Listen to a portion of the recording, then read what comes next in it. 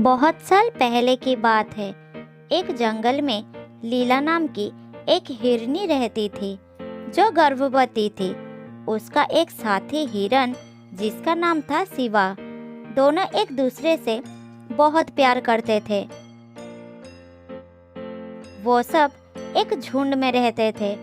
जब भी सब घास चरने जाते तो एक साथ एकजुट होकर जाते थे, क्योंकि उस जंगल में जंगली जानवरों का बहुत ज्यादा खतरा था।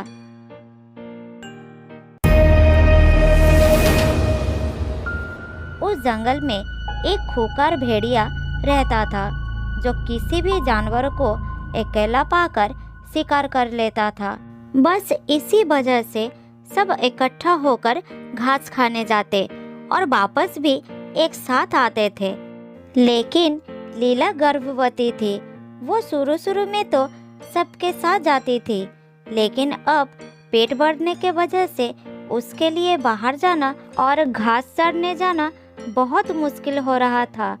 और इस बात से शिवा बहुत चिंतित हो रहा था। लीला, मुझे तुम्हारी बहुत चिंता हो रही है। अब तुम घास चरने सबके साथ नहीं जा पा रही हो, क्योंकि सब जल्दी जल्दी चलते हैं, जिस वजह से तुम अकेली पीछे रह जाती हो। मुझे बहुत डर लगता है कहीं तुम पे उस भेड़िए की नज़र ना पड़ जाए। इसलिए मैं चाहता हूँ तुम यहीं इसी सुरक्षित जगह पर रहो। मैं तुम्हारे खाने के लिए हरी हरी पौष्टिक घास लाऊंगा, जिससे हमारा बच्चा स्वस्थ पैदा होगा। लेकिन मैं पूरा दिन यहाँ अकेली कैसे रहूँगी? अगर तुम भी चले गए तो मुझे बहुत डर लगेगा। यह जगह बहुत डरावना है।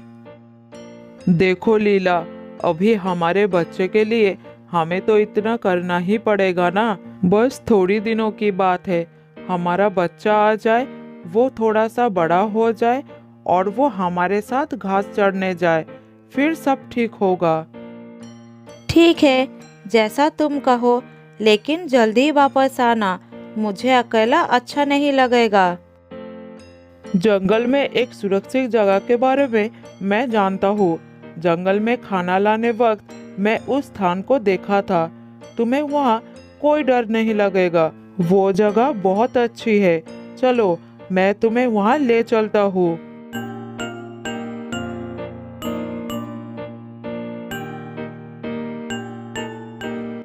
उस दिन के बाद से लीला को शिवा ने एक सुरक्षित जगह पर रखने लगा, ताकि उस भेड़िए की नज़र लीला पर ना पड़े और वो बाकी जानवरों के साथ दूर जाने लगा।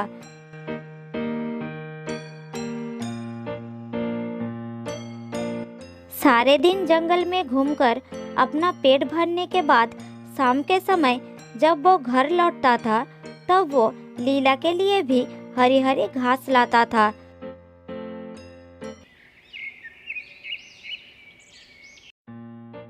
इसी तरह दिन बीतता गया। लीला पूरा दिन अकेला घर में रहती थी और शिवा के आने का इंतजार करती थी। ओहो, कितना मुश्किल होता है अकेला समय गुजारना। शिवा, कब आओगे तुम? और ऊपर से भूख भी बहुत लग रही है। क्या करूं? बाहर भी नहीं जा सकती। शिवा ने मना कर रखा है। इस सुनसान जगह पर अकेला रहना बहुत मुश्किल है। तभी शिवा ने लीला के लिए घास लेकर आ जाता है। उसे देखकर लीला बहुत खुश हो जाती है।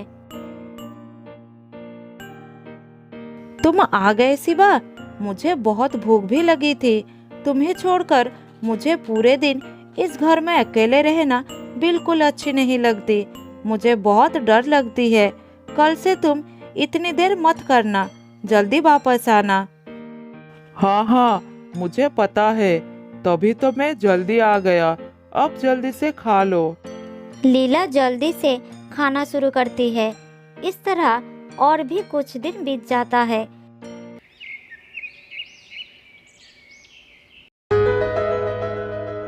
एक दिन लीला ने एक छोटा सा बच्चे को जन्म देती है, जिसका नाम दोनों मिलकर सोनू रखते हैं।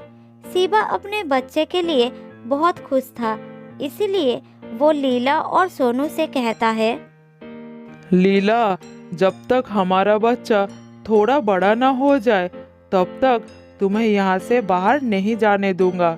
बाहर बहुत खतरा है, बस थोड़े दिनों की बात है, उसके बाद सब ठीक हो जाएगा। तब तक मैं तुम्हारी खाने पीने का खुद ध्यान रखूंगा। ये सब मैं इसीलिए कर रहा हूँ क्योंकि अगर तुम भी सोनू को लेकर घास चरने चलोगे तो सोनू को लेकर सबके साथ चलना बहुत मुश्किल होगा। वो अभी बहुत छोटा है, सबके साथ तेजी से नहीं चल पाएगा। मैं नहीं चाहता कि उस दुष्ट भेड़िए की नज़र हमारे बच्चे पर पड़े। तुम ठीक कह रही हो, यही करना ठीक होगा। जब तक हमारा सोनू थोड़ा बड़ा नहीं हो जाता तब तक मैं बाहर नहीं जाऊंगी। ठीक है, तुम जाओ, मैं यहाँ सोनू को संभाल लूंगी। और सुनो, खाना लेकर जल्दी वापस आना।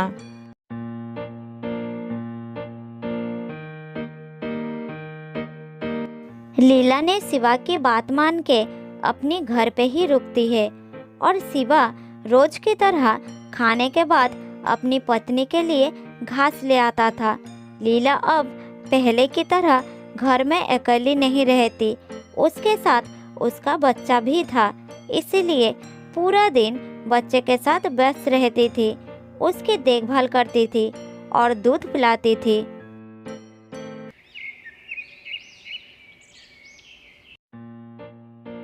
इस तरह सब कुछ ठीक ठाक चल रहा था।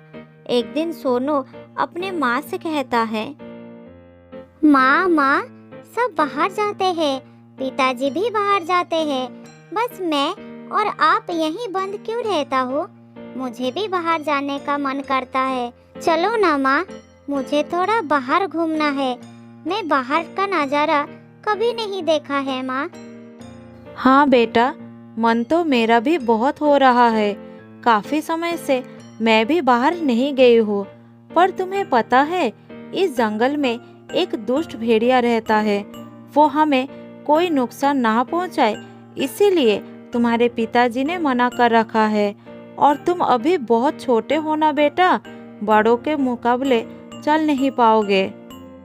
नहीं माँ, मुझे बाहर जाना है। मैं बहुत बहादुर हूँ, बिल्कुल अपने पापा की तरह। मुझे कुछ नहीं होगा, अब बस मुझे बाहर ले जाइए। बस माँ, एक बार पिताजी के आने से पहले हम लौट आएंगे, उन्हें कुछ पता नहीं चलेगा। सोनू माँ के साथ बाहर जाने की बहुत जिद करता है। लीला को मजबूर होकर सोनू को बाहर घुमाने ले जाने पड़ता है। सोनू पहली बार बाहर जाकर बहुत ही ज्यादा खुश था। माँ देखो, कितना अच्छा है बाहर का नज़ारा। आप कितनी अच्छी हो माँ, मुझे बाहर घुमाने लाए। आज मैं बहुत खुश हूँ माँ। हाँ बेटा, मुझे भी बहुत अच्छा लग रही है। मैं भी बहुत दिनों के बाद बाहर आई हूँ। अब तो तुम बहुत खुश हो ना बेटा। चलो अब जल्दी घर चलते हैं। तुम्हारे पापा के घर आने से पहले उन्हें पता चल गया तो बहुत नाराज होंगे। ये कहकर माँ बेटा घर के ओर चलना शुरू करने ही वाले थे, तभी रास्ते में वो खूंखार भेड़िया मिल जाता है।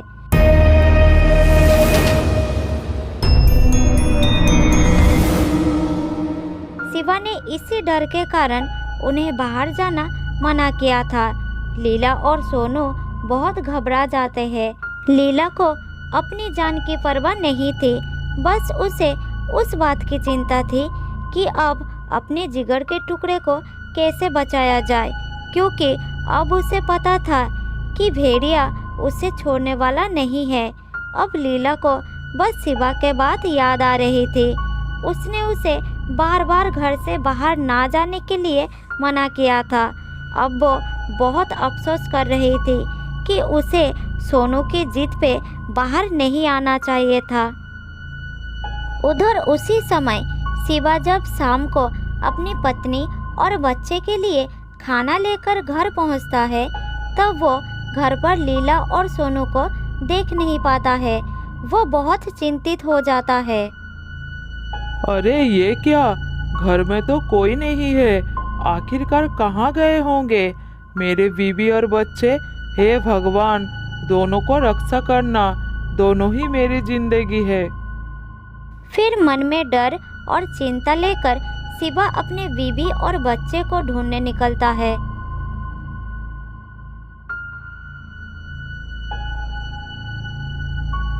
दूसरी तरफ भेड़िए की खुशी का कोई ठिकाना नहीं था कि आज उसे बढ़िया भोजन मिल गया है। फिर वो कहता है, अरे वाह, लगता है आज मेरा दिन अच्छा बीतेगा। मुझे बिना मांगे दो शिकार मिल गए। मुझे ज़्यादा मेहनत नहीं करनी पड़ी। आज बढ़िया भोजन होगा। लेकिन पहले किससे शुरू करूं, बच्चे से या माँ से? भेड़िया भाई, तुम हमें छोड़ दो, हमें जाने दो। दया करो हम पर। तुम्हारे भी तो बीवी बच्चे होंगे। मेरा बच्चा बहुत छोटा है, जाने दो हमें। चलो ठीक है। वैसे तो मैं किसी पर तरस नहीं खाता, लेकिन बीवी बच्चे का सुन के मैं ये जरूर कर सकता हूँ। मैं तुम दोनों माँ बेटे में से किसी एक को खाऊंगा और किसी एक को छोड़ दूंगा। अब तुम ठीक करो, कौन मेरा शिकार बनेगा और कौन घर वापस जाएगा। ठीक है, तुम मुझे खा जाओ, लेकिन मेरे बच्चे को छोड़ दो। मैं अपने बच्चे को मरता हुआ नहीं देख सकती। मुझे अपना शिकार बना लो। तभी अपनी बीवी और बच्चे को ढूंढता हुआ शिवा वहां पर पहुंच जाता है। नहीं नहीं भेड़िया भाई, अगर तुम्हें खाना ही है तो मुझे खा जाओ। मेरे बीवी और बच्चे को छोड़ दो। उन्हें कुछ हो गया तो मैं जीते जी मर जाऊंगा। मेरे बीवी बच्चे को छोड़ दो, मुझे अपना शिकार बना लो। नहीं, तुम मुझे खाओ। सारी गलती मेरी ही है। मैं ही बाहर आने का जिद कर रहा था माँ के साथ। मैं अगर जिद ना करता तो अभी किसी की भी जान खतरे में नहीं होता। और वैसे भी माँ बाबा में से किसी एक का कुछ भी हो गया तो मैं कैसे जीवित रहूँगा। भेड़िया सबकी बातें सुनकर हैरान हो जाता है। कोई किसी को इतना प्यार कैसे कर सकता है। पूरा परिवार एक दूसरे के लिए जान देने को तैयार था। ये सब देखकर उसका मन नर्म हो जाता है। फिर वो कहता है, मैंने अपनी जिंदगी में अपने परिवार के लिए ऐसा प्यार कभी नहीं देखा। तुम सब एक दूसरे से कितना प्यार करते हो। एक दूसरे के बिना नहीं रह सकते हो। अगर मैंने तुम में से किसी एक को खा लिया तो तुम्हारा परिवार अधूरा हो जाएगा और मुझे पाप लग जाएगा। इसलिए मैंने फैसला किया है कि मैं आज का दिन भूखा ही रह लूंगा, पर तुम में से किसी को भी नहीं खाऊंगा। जाओ, जियो अपनी जिंदगी खुशी से। सुनो बेटा, हमेशा अपनी पिता माता की बात मानकर चलना। फिर वो सब खुशी खुशी अपने घर लौट आते हैं और सुख शांति से जीवन जीते हैं। बहुत दिनों पुरानी बात है। भागीरथी के किनारे एक बहुत बड़ा जंगल था। उस जंगल में शेर सिंह का शासन था। शेर सिंह बहुत ही घमंडी था। जंगल के सारे जानवर उसका घमंड और गुस्से के कारण आसपास नहीं आते थे। एक दिन उसका मंत्री और सलाहकार सियार उसके पास आया और बोला,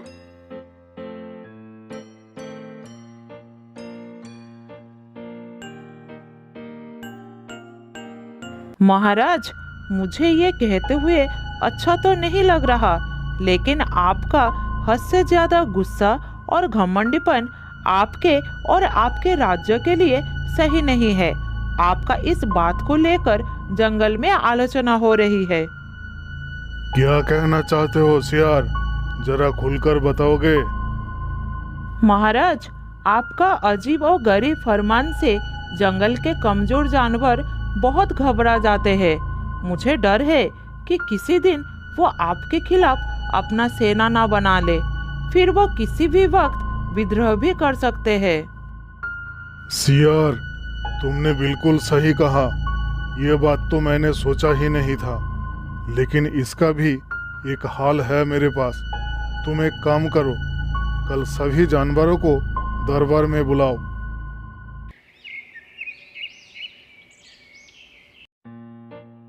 अगले दिन जंगल के सभी जानवर शेर के दरबार में आए। तब शेर ने कहा, मैंने सुना है कि मेरे न्याय के कारण जंगल के कमजोर जानवर मुझसे काफी परेशान है, इसलिए मैंने उनके लिए एक उपाय खोज लिया है। शेर राजा के बात सुनकर जंगल के सारे कमजोर प्राणी बहुत खुश हो गए। मेरा फैसला है कि आज के बाद जंगल के जितने भी कमजोर प्राणी हैं, जैसे कि खरगोश, चूहा, हिरन, बकरा, वो सभी इसी वक्त इस जंगल को छोड़कर जंगल के दूसरे सूखे हिस्से में चले जाए। ये मेरा आदेश है।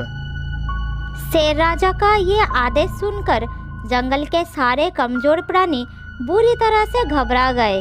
उनमें से खरगोश हिम्मत करके शेर राजा से पूछता है, ये तो अन्याय है महाराज, हम इस जंगल को छोड़कर क्यों जाए? क्या कहा? तुम्हारी हिम्मत कैसे हुई मुझसे ये बोलने की?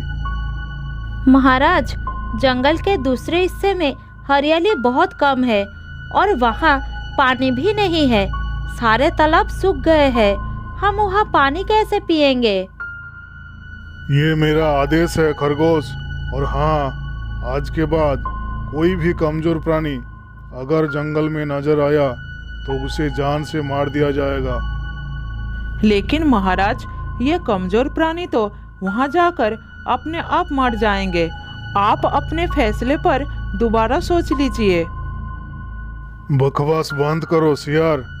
वैसे तो मैं तुम्हारी बात मान भी लेता, लेकिन ये खरगोश ने मुझे गुस्सा दिला दिया है। अब तो इन सब को जंगल छोड़कर जाना ही होगा। तब सियार ने शेरराज की आदेश सुनकर दुखी होकर मन ही मन बोला, आखिर कौन सा मनहूस दिन था जब ये शेर जंगल का राजा बना था। ऐसे तो ये जंगल को बर्बाद कर देगा। मैंने तो सिर्फ डराने के लिए ऐसा बोला था, मगर इसने तो बेचारे कमजोर भोले भाले जानवरों को ही जंगल से निकाल दिया। शेरराज गुस्से में गरजते हुए अपने गुफा में चला गया और जंगल के सारे कमजोर जानवर जंगल के दूसरे हिस्से में चले गए। वहां जाकर सब मिलकर खरगोश को बुरा भला कहने लगे। सिर्फ तुम्हारे कारण हम सब जंगल से निकाले गए खरगोश भाई। ये तुम कैसी बातें कर रहे हो चूहा भाई? मैंने ऐसा क्या कह दिया? सही कह रहा हूँ मैं। तुमने राजा के खिलाफ बोलकर उनसे गुस्सा दिला दिया, जिस कारण हम सब निकाले गए। मैं तो हम सबके भलाई के लिए ही शेरराज से कहा था, मगर शेरराज ने पहले से ही हमें जंगल से निकालने के बारे में सोच कर आया था। लेकिन अब हम क्या करें? यहाँ हरियाली बहुत कम है और यहाँ आसपास कहीं तालाब भी नजर नहीं आ रहा है। ऐसे में तो हम भूखे प्यासे मर जाएंगे। तुम सही कह रहे हो। हमें अब समय नष्ट किए बिना तालाब की तलाश करनी चाहिए, क्योंकि जल ही जीवन है। और खरगोश, तुम यहाँ से चले जाओ। अब तुम्हारी कोई आवश्यकता नहीं है। तुम्हारी वजह से हमारा ये हाल हुआ है। अगर तुम सबको ऐसा लगता है कि मेरी ही वजह से तुम सब जंगल से निकाले गए हो, तो मैं वादा करता हूँ कि मैं ही तुम सबको जंगल में वापस लौटाऊंगा और शेर राजा को जरूर सबक सिखाऊंगा। मैं जा रहा हूँ।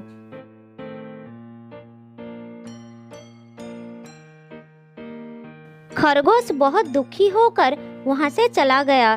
चलते चलते वो एक छोटा सा तालाब के किनारे आ पहुंचा। अरे वाह, ये तो बहुत सुंदर और छोटा सा तालाब है। मैं थोड़ा सा पानी पी लेता हूँ। तभी तालाब से एक कछुआ निकल कर आया और खरगोश से कहा, अरे खरगोश, अपनी जान बचाना चाहते हो तो चले जाओ यहाँ से। क्या मतलब? इस तालाब से क्या खतरा हो सकता है? क्योंकि उसके निकलने का समय हो गया है। मैं भी छुपने वाला हूँ, जल्दी चले जाओ यहाँ से। मैं कुछ समझा नहीं, किसके निकलने का समय हो गया है? तुम नहीं जानते, इस तालाब के अंदर एक भयानक मगरमच्छ रहता है जो पता नहीं कैसे इस तालाब में आ गया है। वो मायावी है। वो मगरमच्छ दूसरी जीवों को देखकर उसी के ही रूप में परिवर्तित होकर उसे ही मार देता है। इससे उससे शक्ति मिलती है। मुझे उसके बारे में कुछ बताओ, हो सके मैं तुम्हारी कुछ मदद कर सकूं। कछुआ बहुत धीरे धीरे मगरमच्छ के बारे में खरगोश को बताने लगे। अच्छा, तो ये बात है। अब तुम मेरी बात ध्यान से सुनो। खरगोश भी कछुए के कान में कुछ धीरे धीरे कहने लगे। तभी पानी के अंदर हलचल शुरू हुआ। कछुआ डरता हुआ तालाब के अंदर चला गया और कुछ ही देर में एक बड़ा सा मगरमच्छ पानी से निकलकर खरगोश के सामने आ गया और कहा, कौन हो तुम? क्या तुम्हें नहीं पता कि मैं कितना शक्तिशाली हूँ? अब मरने के लिए तैयार हो जाओ, अभी मैं तुम्हें मारने वाला हूँ। किसने कहा तुम शक्तिशाली हो? मैं जिस जंगल में रहता हूँ वहाँ तुमसे भी ज्यादा शक्तिशाली जीव रहता है। तुम्हें तो वो चींटी की तरह मसल सकता है। क्या बकवास कर रही हो तुम? कौन है वो? मुझसे ज्यादा शक्तिशाली कोई नहीं हो सकता। वो जंगल का शेर है मूर्ख। तुम इस छोटा सा तालाब में रहकर पता नहीं अपने आप को क्या समझ रहे हो। अरे इससे बाहर निकल कर देखो, बाहर कितना बड़ा जंगल है और तुमसे शक्तिशाली जानवर भी है इस जंगल में। हाँ पता है, लेकिन एक समस्या है। मुझे शाम को इस तालाब में एक बार डुबकी लगानी पड़ती है, क्योंकि इस तालाब का पानी जादुई है। तुम चाहो तो एक साथ 2 काम कर सकते हो। लेकिन वो कैसे? मैं एक साथ 2 काम कैसे कर सकता हूँ? जरा खुलकर बताओ मुझे।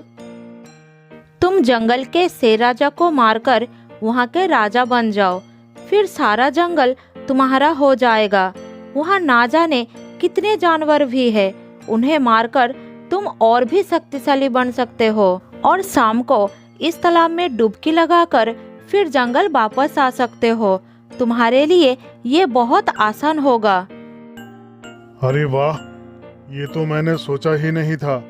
चलो मेरे साथ और मुझे अपने राजा से मिलवाओ। मैं भी देखना चाहता हूँ वो कितना शक्तिशाली है। तुम कुछ देर रुको, मैं बस अभी आता हूँ। ये कहकर खरगोश चला गया और थोड़ी देर बाद वापस भी आ गया। फिर मगरमच्छ को जंगल के अंदर ले गया।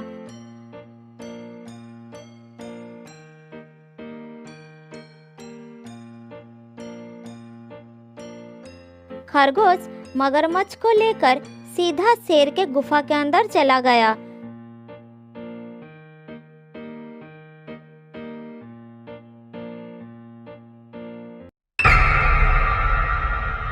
खरगोश और मगरमच्छ को देखकर शेरराज बहुत क्रोधित हो गया और बोला, खरगोश, इस जंगल में तेरे आने का हिम्मत कैसे हुआ?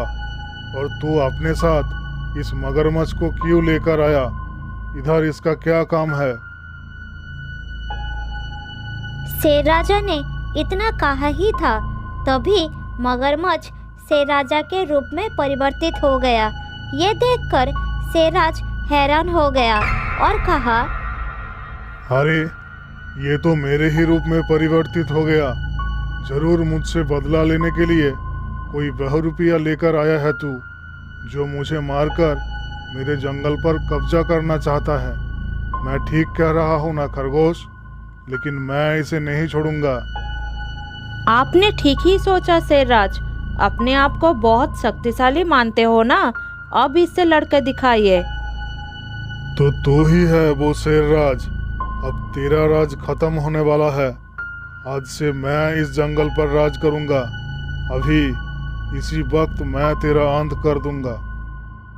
ये कहकर शेर रूपी मगरमच्छ सामने आया और उसके आँख से एक रोशनी निकल आई और शेराज जलकर राख हो गया।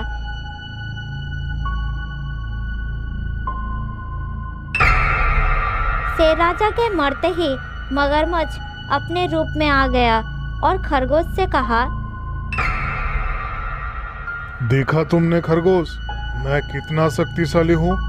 अब यकीन हो गया है ना? आज से आप ही हमारे राजा है। जंगल के सभी जानवर आपको राजा मानेंगे। हाँ, मैं तो राजा हूँ, लेकिन आज से मैं तुम्हें अपने राज्य का सलाहकार घोषित करता हूँ।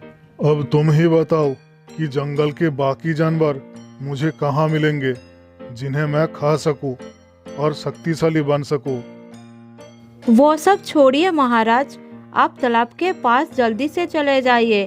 शाम होने वाली है। आपका तालाब के अंदर डुबकी लगाना बहुत जरूरी है। अरे हाँ, ये तो मैं भूल ही गया।